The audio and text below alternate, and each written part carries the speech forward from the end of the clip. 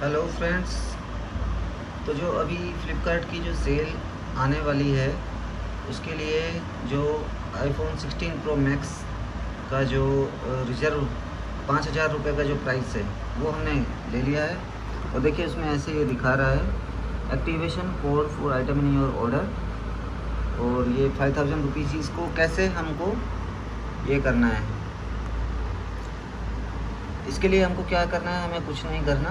IPhone 16 pro max का ये code है और इसमें नीचे क्या है कि दिया हुआ है जब सेल स्टार्ट होगी तो उस दिन क्या है कि जो 5,000 रुपीज़ जो हमने अभी डिपॉजिट किए हैं, जो पास खरीदा है, ये अपने आप ऑटोमेटिकली डिडक्टेड हो जाएंगे जब आप फ़ोन को परचेज करेंगे।